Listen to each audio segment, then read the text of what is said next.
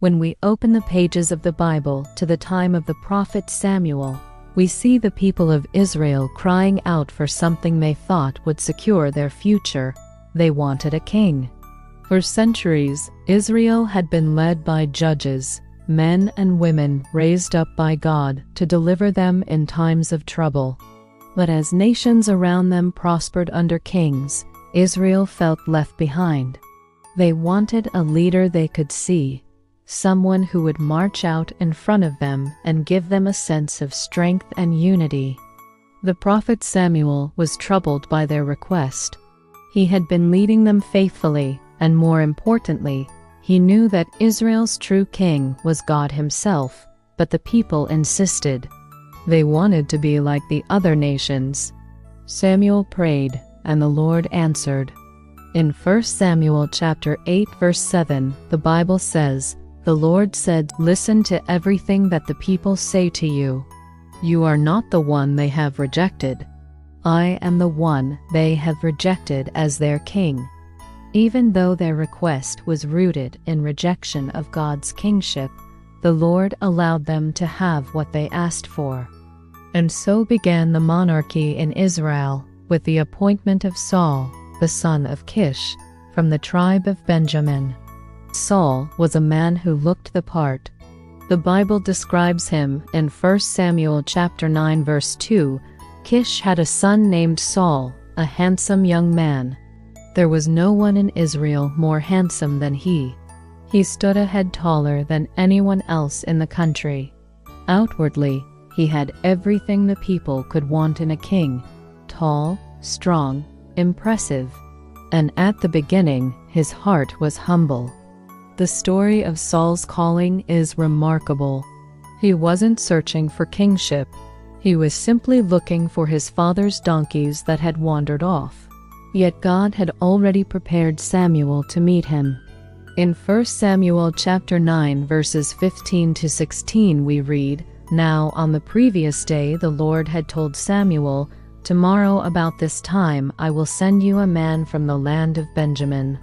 You must anoint him as ruler of my people Israel, and he will rescue them from the Philistines. I have seen the suffering of my people, and I have heard their cry for help.'" When Samuel saw Saul, God confirmed to him that this was the man. In private, Samuel poured oil on Saul's head and anointed him king, saying in 1 Samuel chapter 10 verse 1, "The Lord anoints you as ruler of his people Israel. You will rule them and protect them from all their enemies. And this is the proof to you that the Lord has chosen you to be the ruler of his people." But Saul was hesitant. He felt unworthy. In 1 Samuel chapter 9 verse 21, Saul had said, "Why are you talking like this to me? I am a member of the smallest tribe in Israel, and my family is the least important family in the tribe." His humility at the start is striking.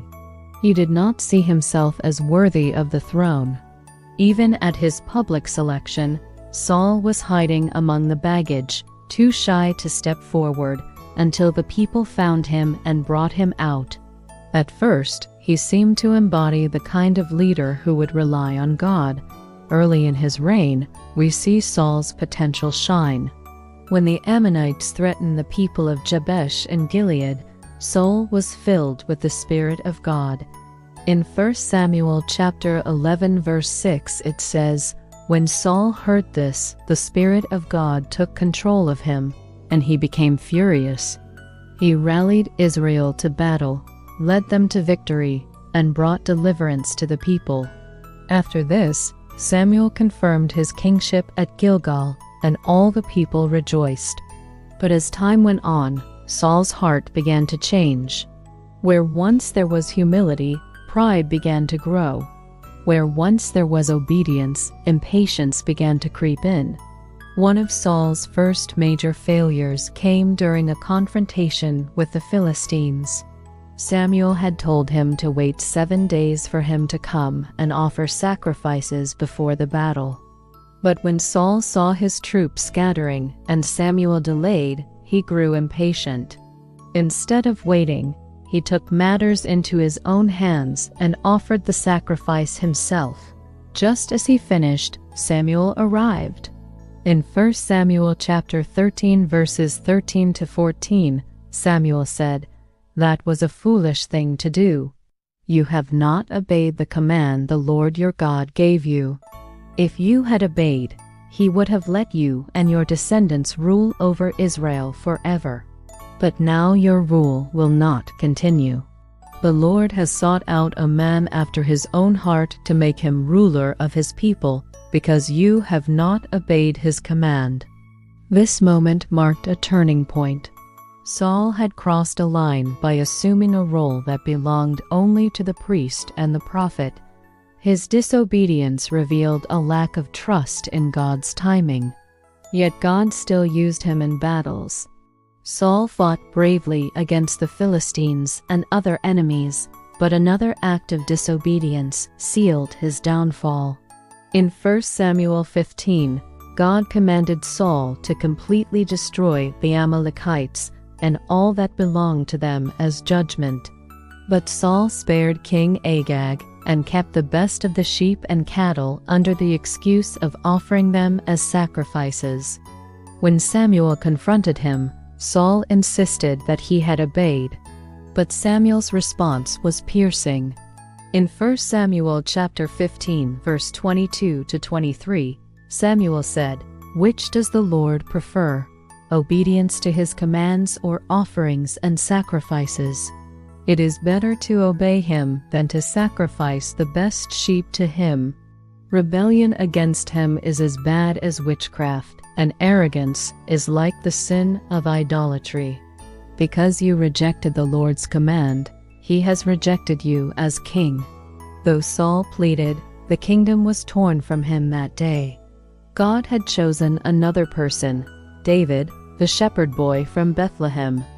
From this point on, Saul's story becomes a tragic tale of decline. The Spirit of the Lord departed from him, and a tormenting spirit troubled him. David was brought to play the harp for him, bringing temporary relief. At first Saul loved David, but when David's fame grew after killing Goliath, jealousy consumed Saul.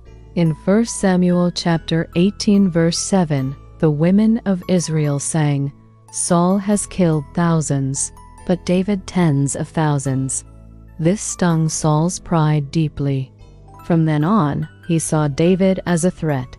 He hurled spears at him, plotted to kill him, and pursued him across the wilderness, though David repeatedly spared his life. The once humble man who hid among the baggage had now become a paranoid king clinging desperately to power. His obsession with David blinded him to God's will. Instead of repenting and submitting to the Lord, Saul fought against his plan. His end was just as tragic. In desperation before a battle with the Philistines, Saul sought out a medium in Endor to call up the spirit of Samuel, something strictly forbidden by God's law. The word he received was grim. Samuel's spirit told him in 1 Samuel chapter 28 verse 19, "The Lord will also hand you and Israel over to the Philistines. Tomorrow you and your sons will be with me." The prophecy came true. On Mount Gilboa, the Philistines overpowered Israel. Saul was wounded by archers, and rather than be captured, he fell on his own sword. His sons, including Jonathan, died with him. The first king of Israel, chosen with such promise, ended his life in despair. And yet, Saul's story is not without meaning for us today. His life is a sobering lesson. At first, humility and obedience marked his steps, but pride, disobedience, and jealousy led to his downfall. The Bible tells us in Proverbs 16:18, "Pride leads to destruction, and arrogance to downfall." Saul's life is living proof of that truth. We learn that outward appearances may impress people, but God looks at the heart.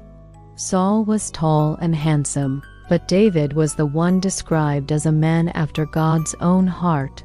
We learn that partial obedience is disobedience in God's eyes. Saul thought sparing some animals for sacrifice was acceptable, but God had asked for complete obedience. And we learn that jealousy and insecurity can destroy relationships and consume us if we do not surrender them to God. Perhaps the greatest lesson is this: it is not how you start that matters most, but how you finish.